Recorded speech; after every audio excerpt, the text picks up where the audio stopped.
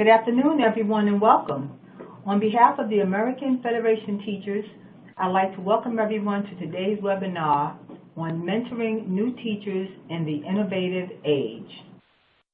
My name is Susan Ward, and I will be your moderator for today's webinar. Before we begin, I wanted to cover a few webinar housekeeping items. First, we want this webinar to be interactive and engaging. At the bottom of your screen, of your audience console, are multiple widgets that we will use throughout the webinar to interact with you. These include the group chat,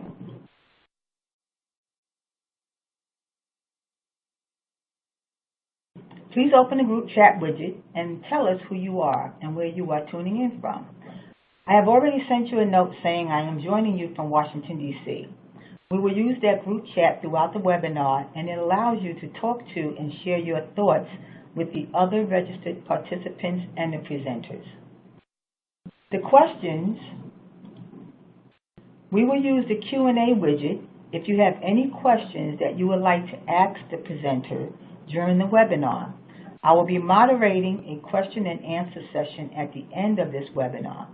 If you have any technical issues, please submit them in the Q&A box, not in the group chat box, and we will respond to you on an individual level.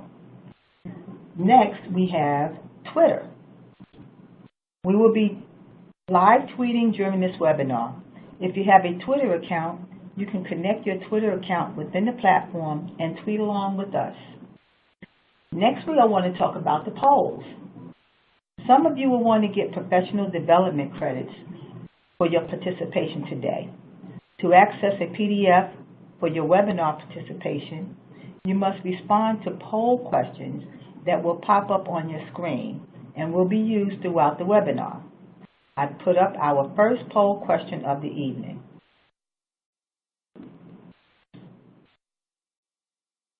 Is everybody filling in their poll questions? I'd like to show you the results in just a second. While I wait, let's talk about the resources.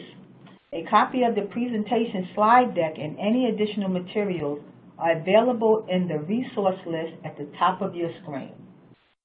Let's look and see what our poll results are. We have a lot of people here from the Northeast.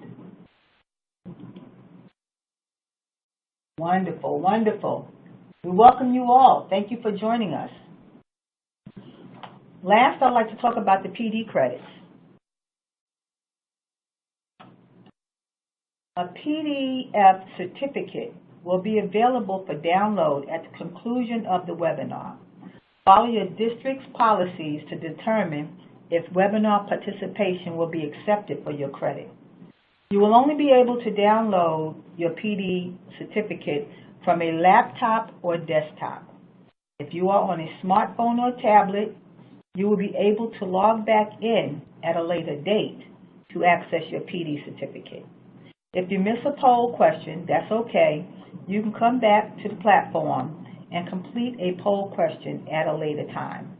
We will send you an email approximately 1 hour after this live event with a link to access your webinar and certificate on demand. Your certificate is available up to a year after this webinar. Now, without further ado, it's my pleasure to present our presenter, Ms. Julie Stern, who is our contact leader for the Share My Lesson website and an independent author as well as a teacher trainer.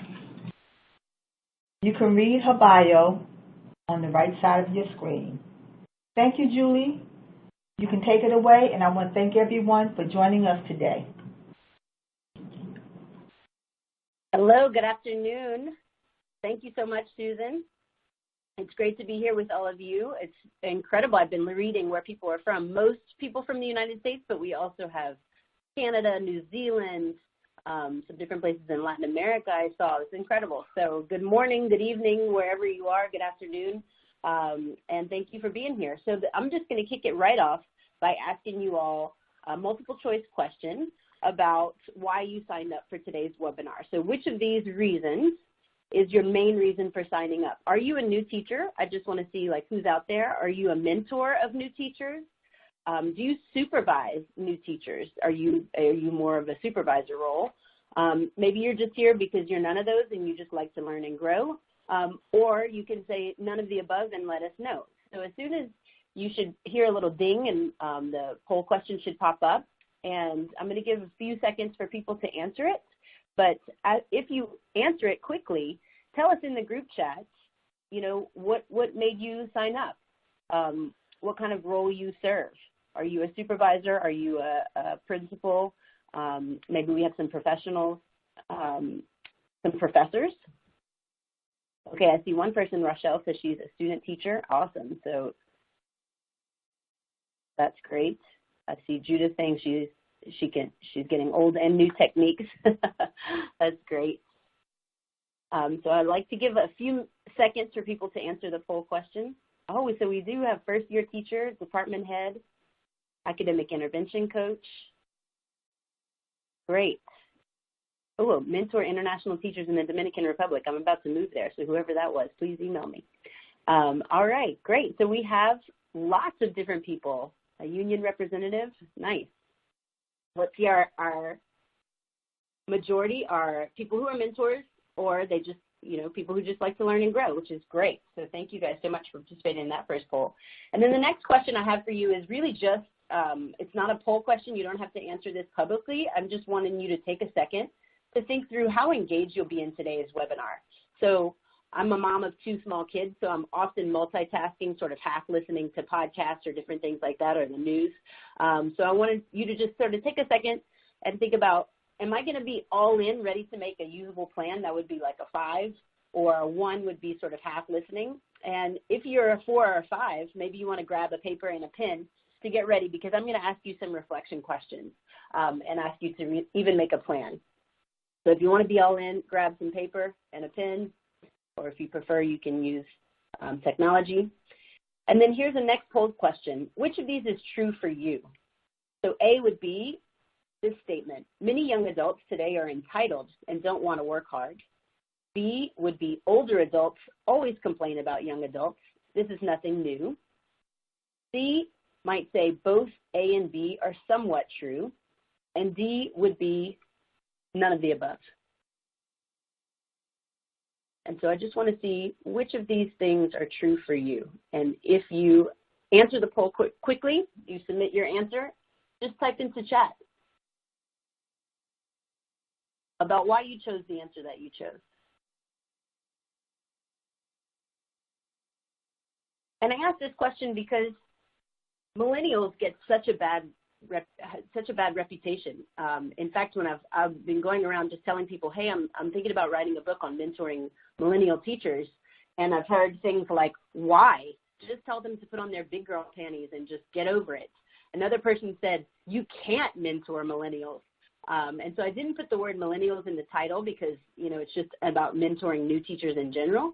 But I wanted to see sort of where people were on this, so I asked this as a poll question. Let's see the results.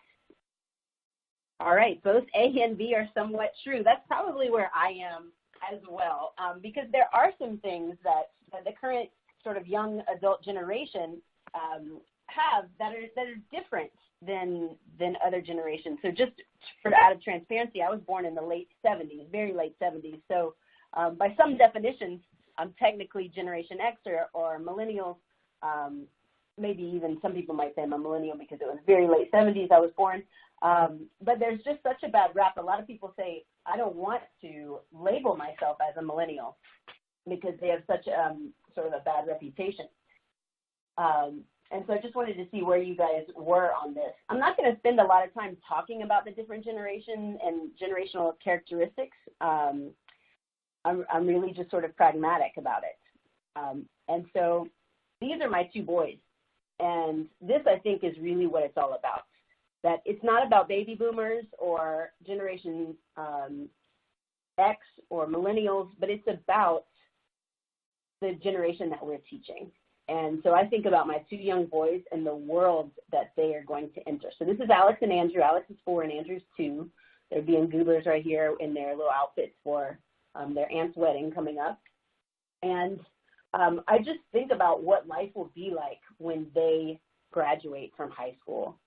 And so I think what happens is really interesting. One of my favorite things that I read about millennials or the young generation is that they didn't fall from the sky, that the baby boomers were their parents, or Generation X were their parents. And so all the complaining that we hear about the young adults today, we have to remember that they were raised by the people who are complaining about them. And so I think one of the reasons that we see a big difference I'm experiencing myself with these two boys, and that is as women have entered the workforce at record numbers, parenting has become harder and harder.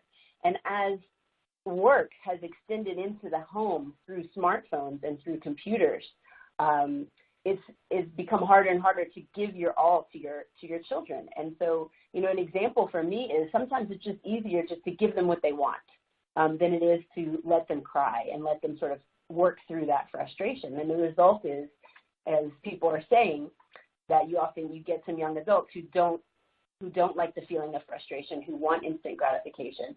And I think that, as a mom, it's something that I'm constantly working on, how to give these children empathy and at the same time teach them patience and kindness and clear boundaries. And so that's, I think, something that's really hard. And the world is super complicated. And so here's our learning intentions for today. We will understand that we all need continuous growth as we teach Generation Z, and I've just heard this word recently called alphas. When we're talking about the kids who are currently in K through 12 school right now, we all need to do continuous growth, and they're the focus, not on the adults. And then the next thing is we'll reflect on our learning and our development to glean key insights for new teachers. And then finally, my hope is that we'll collaborate with new teachers to harness their knowledge and their experiences. Those are my main things. And so if you would please comment, I see some people are commenting in the group chat, which of these things are you most excited about? And if you're watching this via recording, you can tweet. So you can reach me on Twitter at Julie H. Stern, and I'd love to hear your comments. But I'm wondering what people think about these learning intentions and which ones you think you might be excited about. So some people are saying, all right, I love that we have some baby boomers on the live webinar. We all have our moments, says Julie McMillan. You're right. Yeah, we all have our moments of being frustrated or procrastination, things like that. This is great. And somebody saying, I want insight. I want all three. This is great. Thank you for your sharing. And so this is my grandmother, Audrey Harris. She was a teacher. She was a teacher for nearly 30 years. And I think about what the world was like when she was a teacher and how much the world has changed. So she would have been part of what's known as in the United States as the silent generation. So when she was a teacher, there was fixed intelligence. There were the smart kids and the not so smart kids, or you could say dumb kids.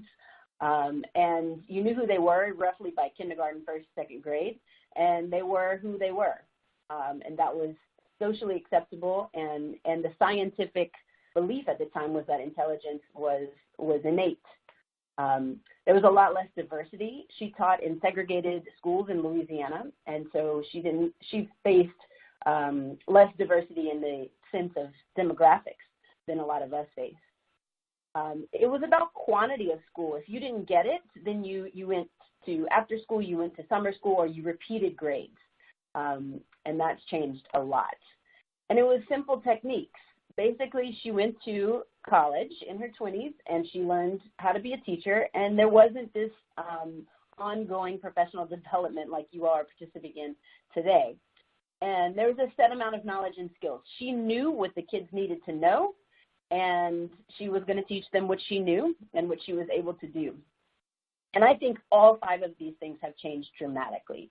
So if you could, just take a minute to think about, and if you would like to put it into the chat, you can go ahead.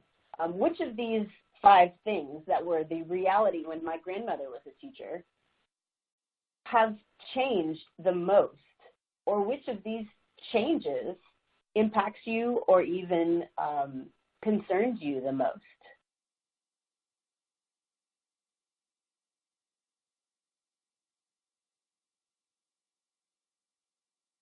Which of these things? So the first one is, of course, we know that the brain can actually grow with effort, and kids can learn a lot faster given the right tools, given the right conditions, that it's not just nature versus nurture, but that it's an interplay between what kids are born with and what kind of environment they're exposed to.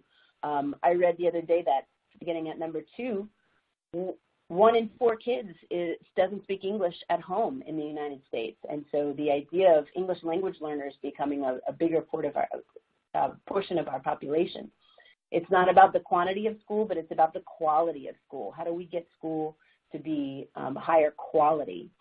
And it's very complex. I think now we all accept that teaching is both an art and a science, and there's no one way to do it.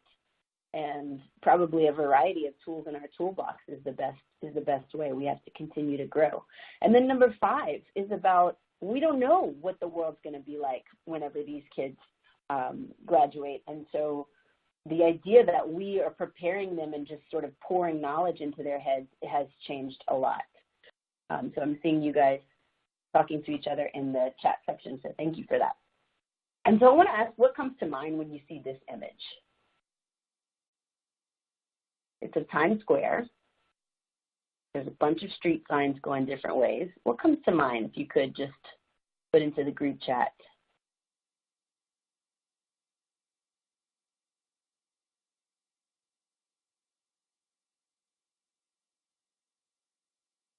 To me, this image is representative of the 21st century. Somebody says confusion, chaos. I put complexity into Google Images, and this is what came up. Complexity, it was one of my favorite images that I saw, because I think, there's a lot of different directions. It's very busy. There's a lot of possibilities is one way to look at it. Another one saying overload. Lots going on. And there's just a touch of nature there with the pigeon on top of that sign. And if you even get real technical, the pigeon is standing on a sign that says no standing anytime, which is just kind of ironic and funny. But I think this is representative of the 21st century. And I love all the things that you all are saying is choices, possibilities, or some more positive things people are saying, but a lot of other people are saying overwhelm or lost, confusion. And so this is sort of, to me, what represents a bit of the 21st century that we're living in. And then when I read about, and I read Wired magazine, and I read lots of different technology blogs, and I'm constantly trying to stay abreast of what's happening, what's coming, what are the changes.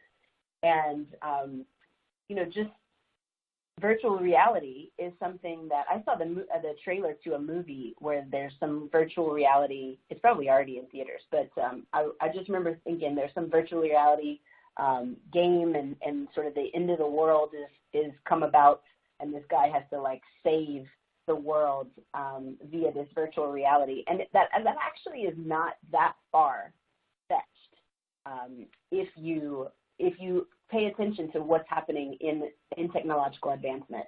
And where this matters for young people especially is the World Economic Forum issued a report where they cited 65% of today's kindergarten students are going to take jobs that don't yet exist. 65% of today's kindergartners are going to take on jobs that today don't yet exist. And so I just think thinking about that is really impactful for the future. And I wonder how many of you know about blockchain. So blockchain, you probably have heard of the term Bitcoin, but blockchain is a new technology that's coming out that is predicted to, within the next 5 to 10 years, revolutionize things from banking to medical record keeping and all kinds of other record keeping, but even democracy, even trying to get, that's the movie, thank you, Ready Player One. That's the movie that I saw, the preview, and I said, actually, that's not that far-fetched from the technology that's coming available now.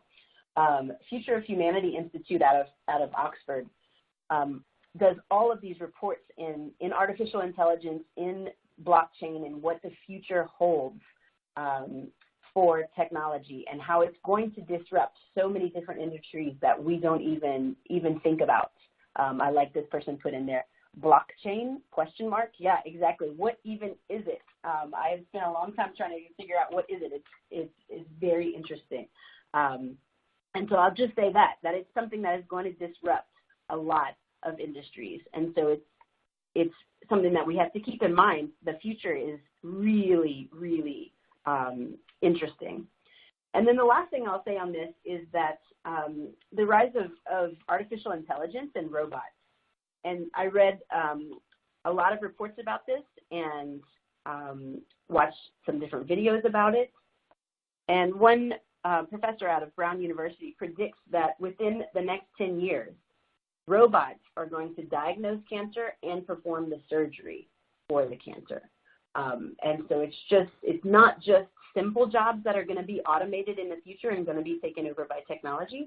And it's a lot more than that. And so one research report that I read just this morning, this is a UK-based economic research group called PwC. They say 40% of jobs in the United States are going to be lost to automation or robots in the next 15 years. 40%. And so that's something that we really need to think about.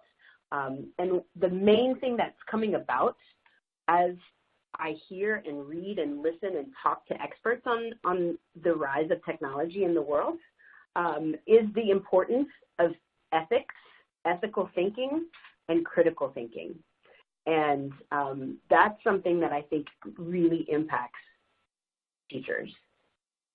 How often are we thinking about teaching really purposefully critical thinking and ethical reasoning? I'd say I don't spend that much time thinking too much about ethics, and I think that's a very interesting point. Now, after I went through all of that heavy stuff, and some of you even said in the chat, like, I don't even know what she's talking about, which is fine. I just sort of wanted to get some background into how much the world is changing. But just to add some playfulness, I thought I'd put up a few different little funnies.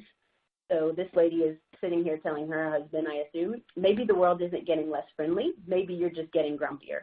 And so I found that to be somewhat of a funny, tongue-in-cheek way to say, you know what, throughout the ages, even before the time of Jesus, the older generations have been complaining about the younger generations not being responsible enough, and all of those things that we hear today. And so I think it's important for us to remember that it's normal for us to complain. And then here's some responses that I saw in an article from millennials. This is from Twitter. So this person, Sophie, writes, "Kids these days have it too easy," said the generation that could buy a house on a wage from unskilled work at age 21. And so I thought that was really interesting. What they called the article was called "Comebacks from Millennials," like against us older people, and our complaining about them, because the economy has changed so much, and the younger generation cannot afford the house with the 2-car garage that a lot of older generations, our parents' generations, could afford. And then this one is kind of funny, kind of silly. "Baby boomer, why are there holes in your jeans? Did you rip those yourself? Me, smart and woke, why are there holes in the ozone? Did you rip those yourself?" And I just thought that was really funny, and I'm going to include that here to really sort of get at the idea that young people have, in general, we can't say one thing about any generation. That would be a gross overgeneralization. So what I'm saying is just in general, younger generations want purpose. They deeply care about the environment and about equality or equity. And so that's something that they're more concerned about in general than, let's say, Generation X. They tend to be, and these are just some statistics, so it's not sort of overgeneralizations. They're more diverse, racially diverse. They tend to delay marriage and having kids much longer than previous generations. They have more college education than previous generations, and so that's something interesting, is that they're more educated, but the sort of debt and lack of assets, like a house, is worse. And so that's really interesting. And they also tend to be to live in cities and be more urban than previous generations. So those are some basic things about the current generation that are important for us to keep in mind.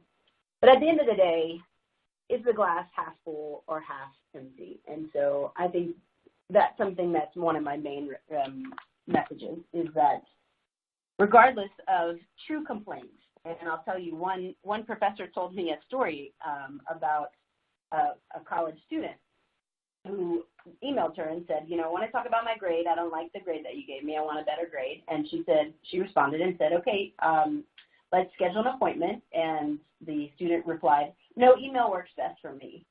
And for my generation, that is super disrespectful to a professor. I was shocked. And she could tell me story after story after story like that.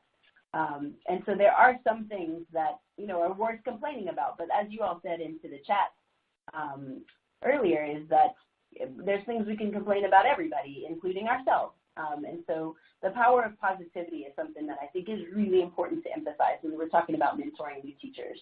And it's not just, fluff. I mean, people with a more positive outlook are healthier. They're more successful on nearly every metric that you might want to use to measure success. In fact, a study from Johns Hopkins University said that families with a history of heart disease, a researcher measured sort of people's outlook, and people with a more positive outlook versus a more negative outlook were a third less likely to sort of have any complications related to heart disease, even with a family history of heart disease.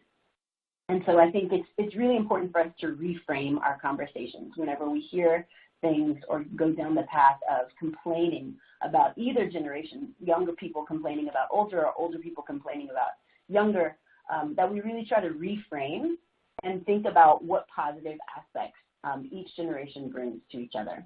And so that leads us to our first real reflection. And so what I'm going to do is play for you all just some music for about a minute so that it's not total silence. And so I'd love for you guys to really reflect. For those of you who are mentoring classroom teachers, you don't have to be all things for a new teacher. And so I think it's important, those of you who are mentoring teachers, is to really reflect on your strengths. Are you really great at engagement? Are you really great at content knowledge? I know as a young teacher, I just felt that older teachers had so much content knowledge for the discipline that I was teaching. Are you really good at making relationships with parents? Are you really good at assessment design or data analysis? Maybe it's lesson planning, maybe it's pacing, maybe it's really engaging young people. And so take a minute to reflect about your strengths. And or you can answer this question: what have you learned about work-life balance or self-care? We've talked, a lot of people have put into the chats about overwhelm and just feeling over busy and just so much going on. And I think that that's really important for mentoring young people, because they kind of don't really know where sort of work ends and begins, and some of that has to do with them, with the desire for purpose, and they choose a job because it's like a calling versus simply a way to make money and support their sort of real life, as well as technology and how much technology has entered into your home, into your personal life. How many of you, I'm sure, have been on vacation where somebody, maybe even yourself, I'm guilty, has worked from vacation, which would be unheard of for my parents. And then finally, how do you demonstrate continuous growth? So, for example, you're attending this webinar, so I know that the people who are on this listening or participating in this webinar do have continuous growth, and that's really important. So I'm just going to play music for about a minute and let you guys reflect on these questions. Which of these things are your strengths? And if you'd like, go ahead and chat into the group chat box.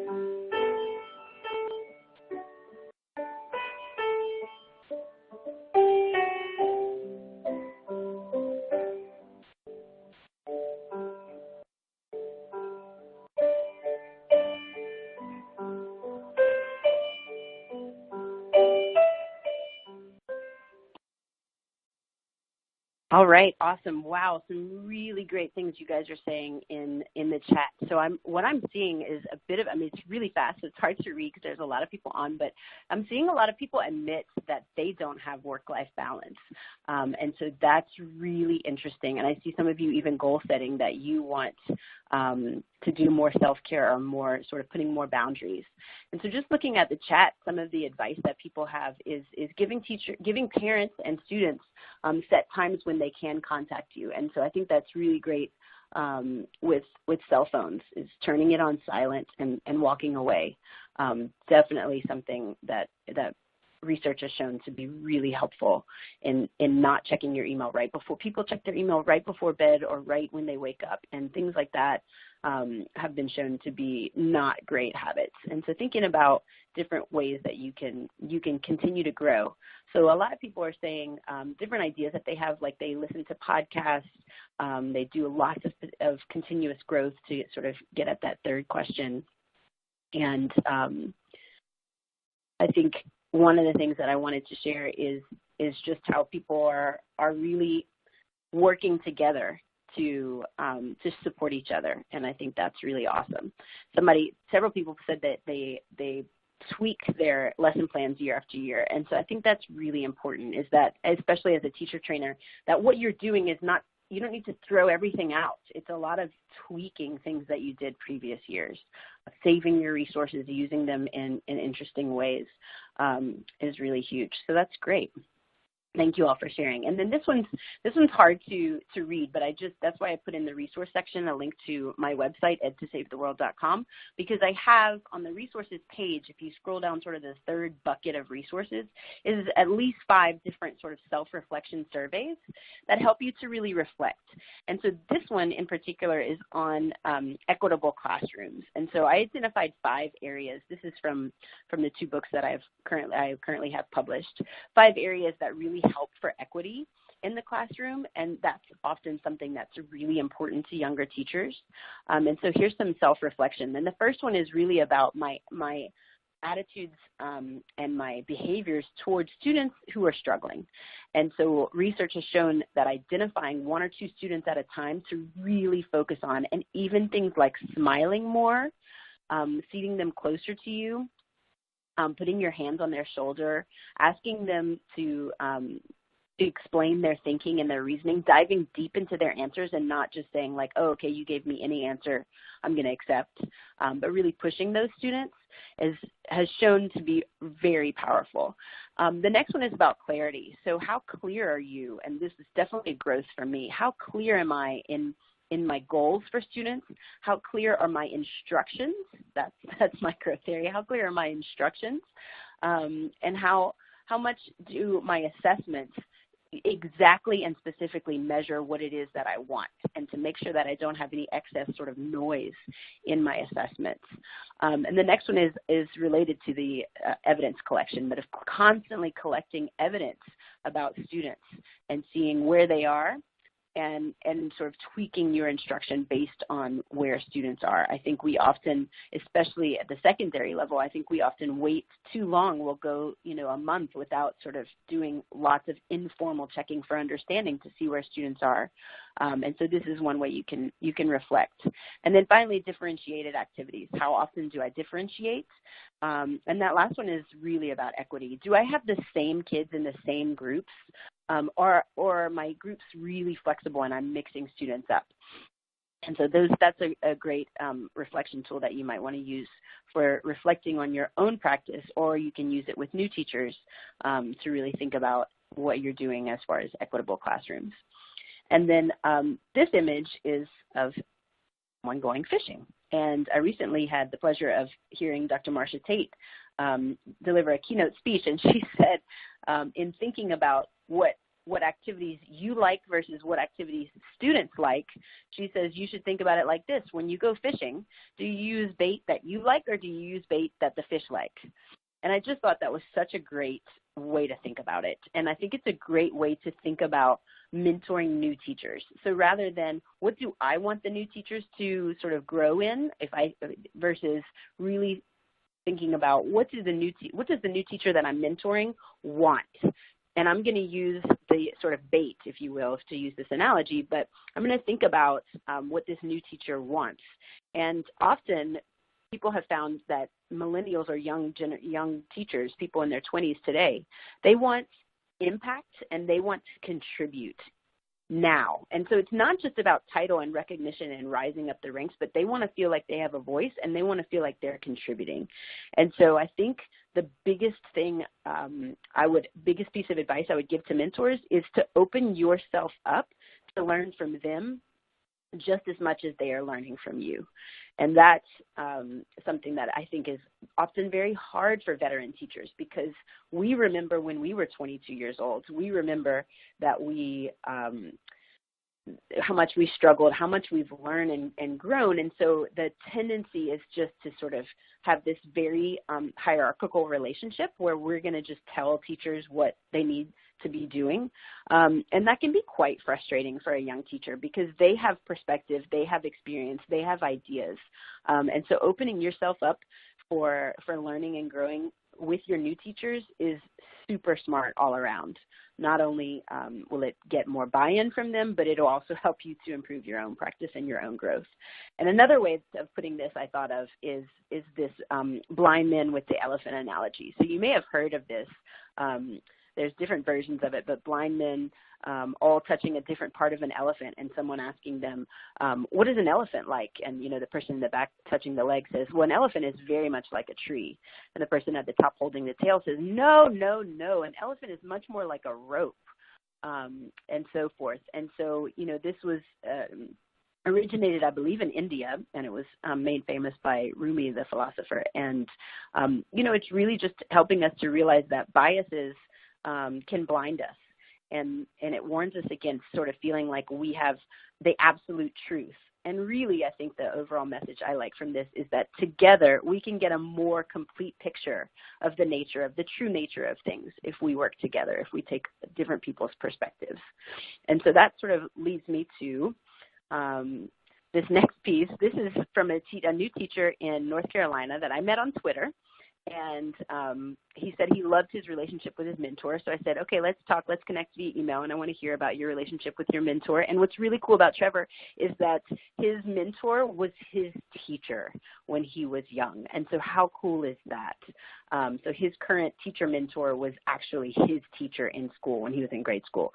And so I share Trevor's email signature with you because I think this is so cool. This is the way of the world. I mean, all these things down here are badges that he's received for training that he's taken on using technology in the classroom.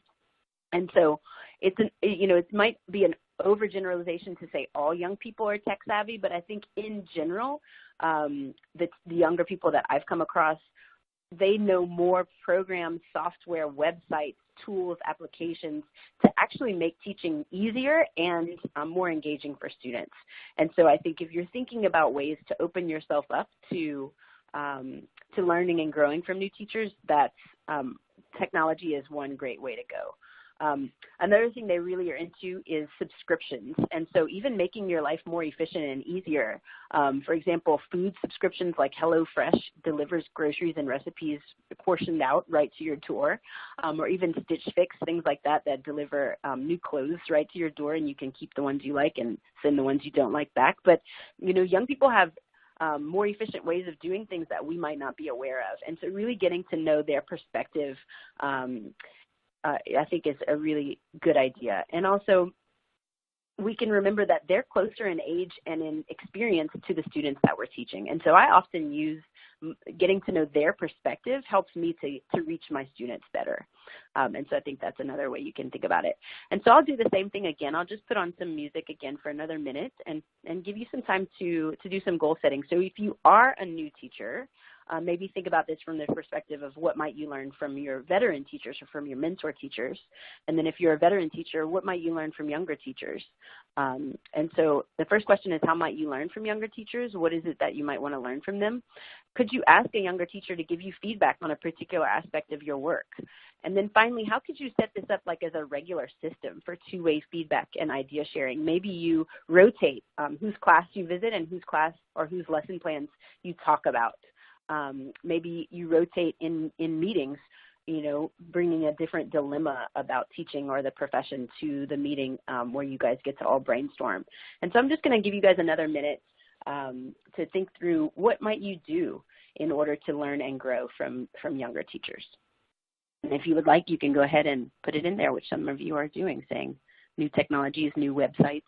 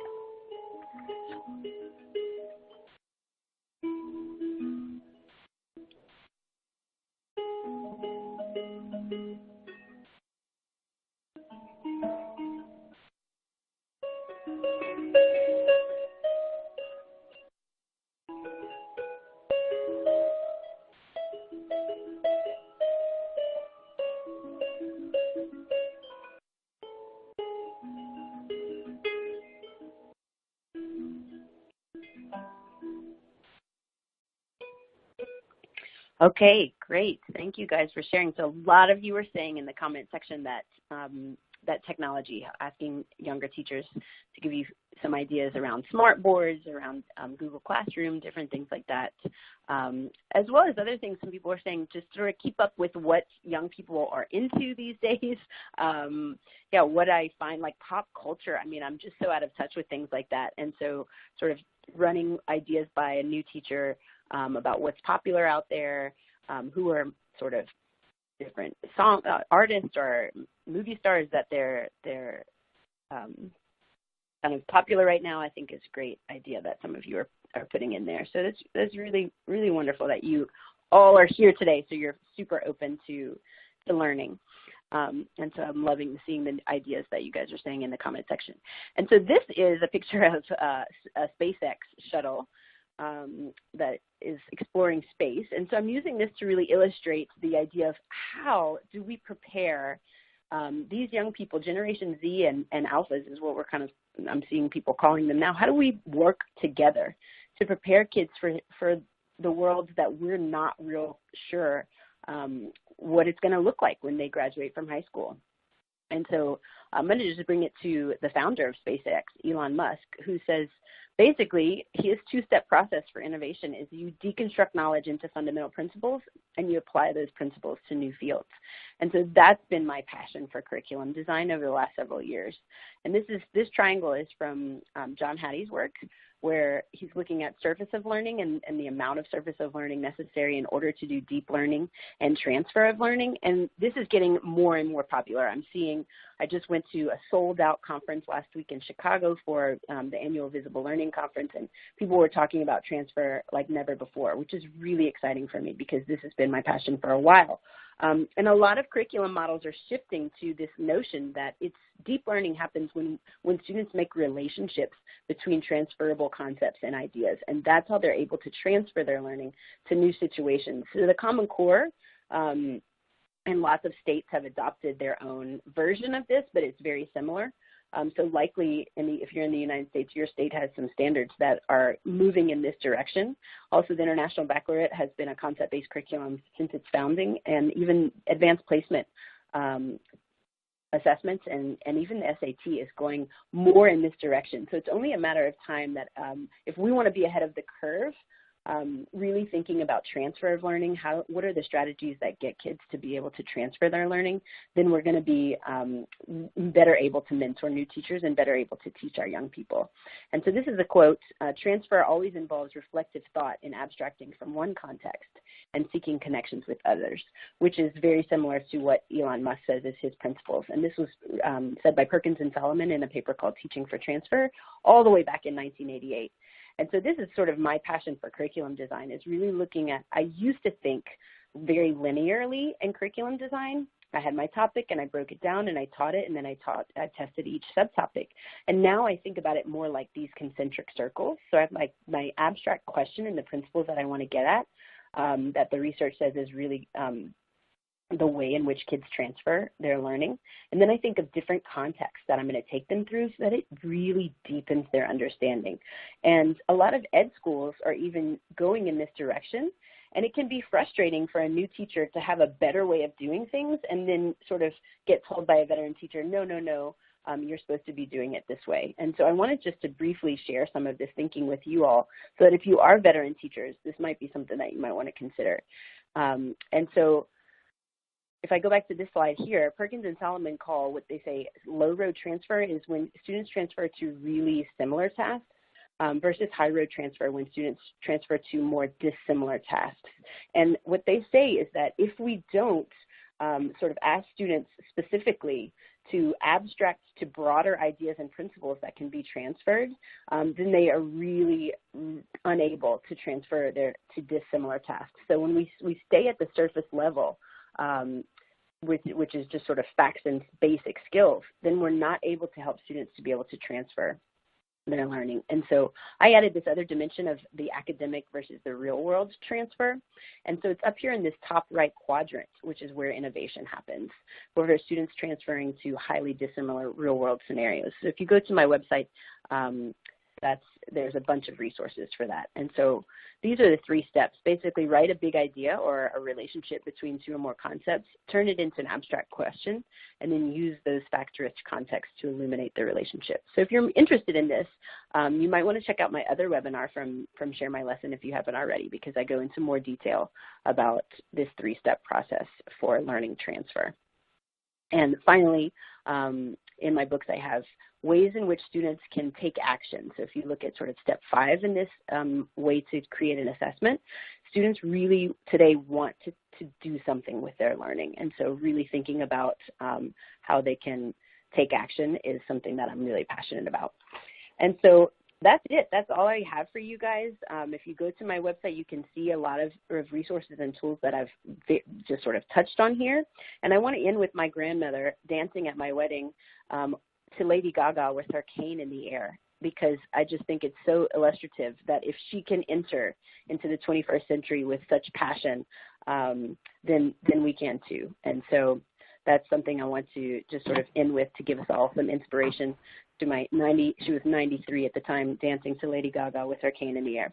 And so with that, I think we have about just a couple minutes to answer any questions. And so if you guys have some specific questions, I'd love to hear from you.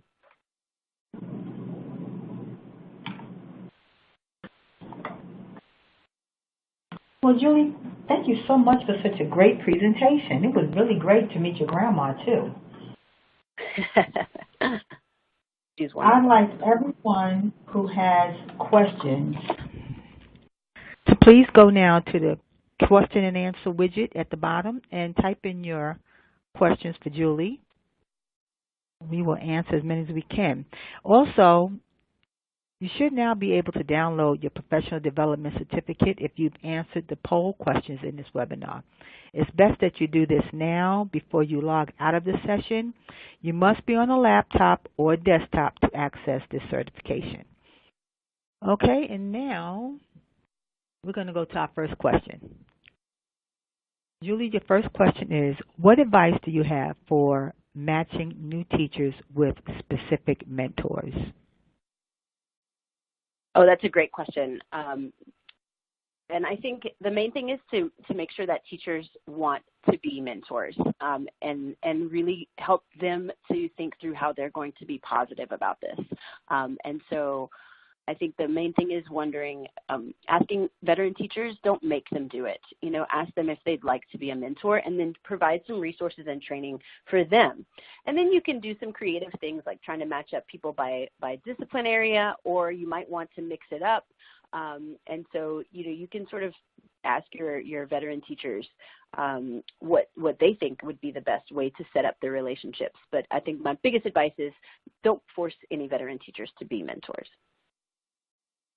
Excellent. We have a question here from Tammy in New York City. Do you have any Smartboard webinars? That's a great question. I don't personally have any Smartboard webinars, but I think you can look through the webinar section of Share My Lesson, and there might be something particularly on Smartboards. But that's a really good question. Okay. And then we have from Claudia.